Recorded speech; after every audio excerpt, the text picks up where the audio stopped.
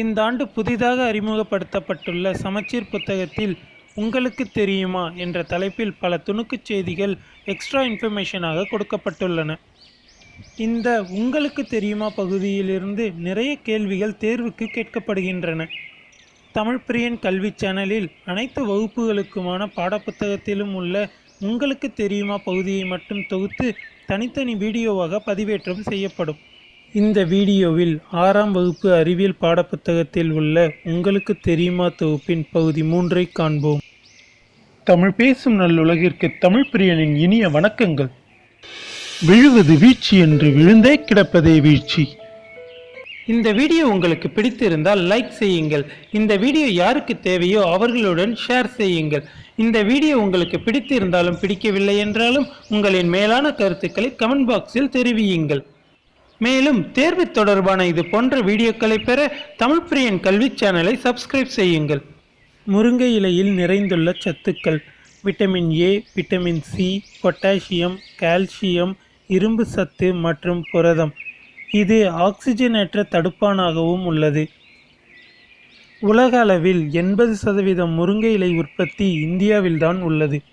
முருங்கை இலைகளை பெரும்பாலும் இறக்குமதி செய்யக்கூடிய நாடுகளாவன சீனா, அமெரிக்கா, ஜெர்மனி, கனடா, தென்கொரியா மற்றும் ஐரோப்பிய நாடுகள் ஆகும்.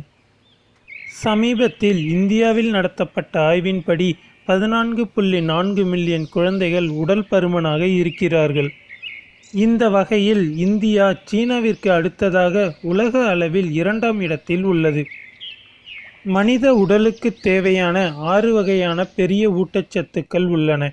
அவை கார்போஹைட்ரேட்டுகள், புரதங்கள், கொழுப்புகள், விட்டமின்கள், தாது உப்புக்கள் மற்றும் நீர் ஆகியவை ஆகும். சில கலைச்சொற்களின் ஆங்கில மொழியாக்கம்: அளவு நாடா, மெஷரிங் டேப், நிறுத்து கடிகாரம், ஸ்டாப் கிளாக், அளவு ஜாடி, மெஷரிங் ஜார், அலகு, யூனிட், இடமாறு தோற்றப்பிழை, பேரலக்ஸ் எரர், நிறை, மாஸ், எடை, வெயிட், உயிருள்ள காரணி, அனிமேட் ஃபேக்டர்ஸ், உயிரற்ற காரணி, இன்அனிமேட் ஃபேக்டர்ஸ், தொடு விசைகள், கான்டாக்ட் ஃபோர்ஸ், தொடா விசைகள், நான் கான்டாக்ட் ஃபோர்ஸ், நேர்கோட்டு இயக்கம், லீனியர் மோஷன், வளைவுப்பாதை இயக்கம், கர்விலைனர் மோஷன், வட்டப்பாதை இயக்கம், சர்க்குலர் மோஷன், சுழற்சி இயக்கம், ரொட்டேட்டரி மோஷன், அலைவு இயக்கம், ஆசிலேட்டரி மோஷன், ஒழுங்கற்ற இயக்கம், ஜிக்ஸாக் மோஷன், சராசரி வேகம், ஆவரேஜ் ஸ்பீட், கால ஒழுங்கு இயக்கம், பீரியாடிக் மோஷன், கால ஒழுங்கற்ற இயக்கம், நான் பீரியாடிக் மோஷன்,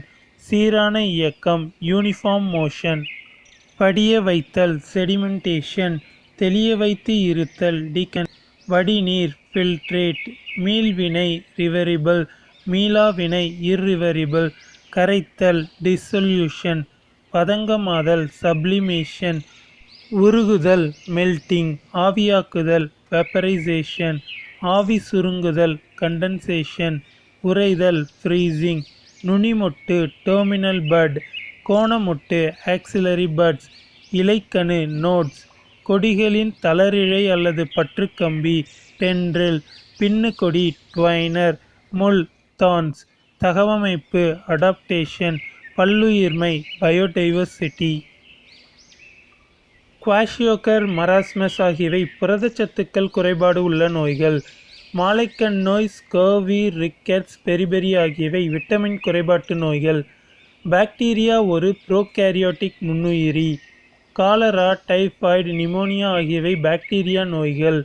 இன்ஃப்ளூயன்சா, சாதாரண சளி, சின்னம்மை ஆகியவை வைரஸ் நோய்கள். பாக்டீரியாவினால் உருவாகும் நோய்களும் அவை பரவும் முறைகளும் இந்த அட்டவணையில் தொகுக்கப்பட்டுள்ளது. காலராவினால் உருவாகும் வயிற்றுப்போக்கானது அசுத்தமான நீரின் காரணமாக பரவுகிறது.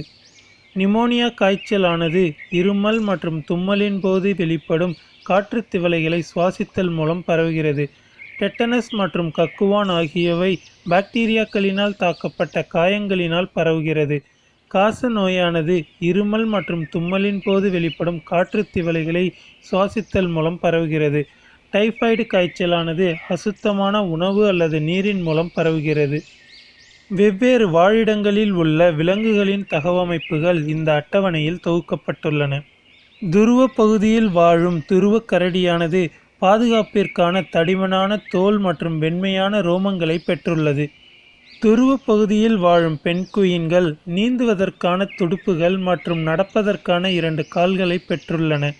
மலைப்பகுதியில் வாழும் வரையாடுகள் ஓடுவதற்கான வலுவான குளம்புகளையும் குளிரிலிருந்து பாதுகாக்க நீளமான ரோமங்களையும் பெற்றுள்ளன. காடுகளில் வாழும் சிங்கங்கள் வலுவான மற்றும் வேகமாக ஓடக்கூடிய தன்மையையும் இரையை பிடிப்பதற்கான கூர்மையான நகங்களையும் பெற்றுள்ளன. வைரஸினால் ஏற்படும் நோய்களை நமது உடலின் நோய் எதிர்ப்பு சக்தி செயல்பட்டு அழிப்பதற்கு முன் அந்நோயின் அறிகுறிகளை வைத்து குணப்படுத்த முடியும். நுண்ணுயிரி கொல்லிகளால் வைரஸின் தாக்கத்தை அழிக்க முடியாது. சில தாது உப்புக்களும் அவை குறைவதனால் நமது உடலில் ஏற்படும் நோய்களும் இந்த அட்டவணையில் தொகுக்கப்பட்டுள்ளன. மனித உடலில் கால்சியம் குறைபாடு ரிக்கெட்ஸ் நோயை உருவாக்குகிறது. பாஸ்பரஸ் குறைபாடு ஆஸ்டியோமலேசியாவை உருவாக்குகிறது. அயோடின் குறைபாட்டின் காரணமாக குழந்தைகளுக்கு கிரிட்டினிசம் நோய் தாக்குகிறது.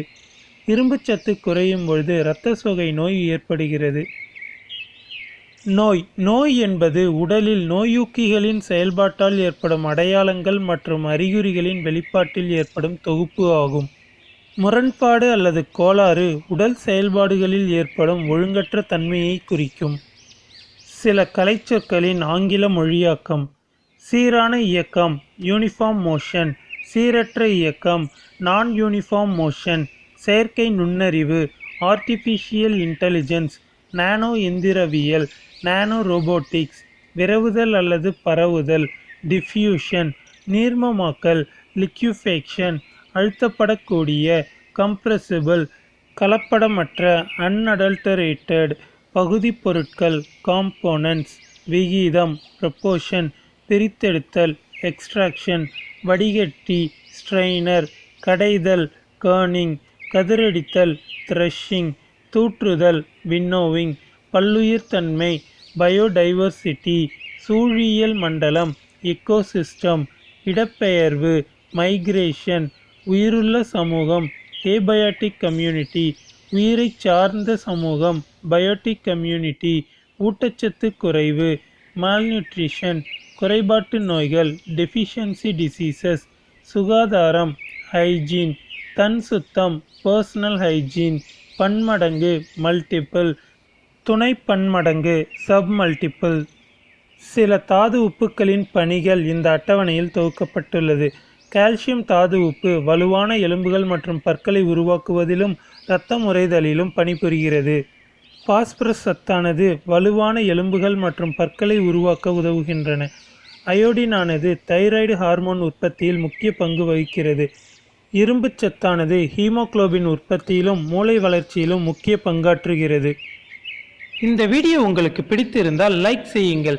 இந்த வீடியோ யாருக்கு தேவையோ அவர்களுடன் ஷேர் செய்யுங்கள். இந்த வீடியோ உங்களுக்கு பிடித்திருந்தாலும் பிடிக்கவில்லை என்றாலும் உங்களின் மேலான கருத்துக்களை கமெண்ட் பாக்ஸில் தெரிவியுங்கள். மேலும் தேர்வு தொடர்பான இது போன்ற வீடியோக்களை பெற தமிழ் பிரியன் கல்வி சேனலை சப்ஸ்கிரைப் செய்யுங்கள்.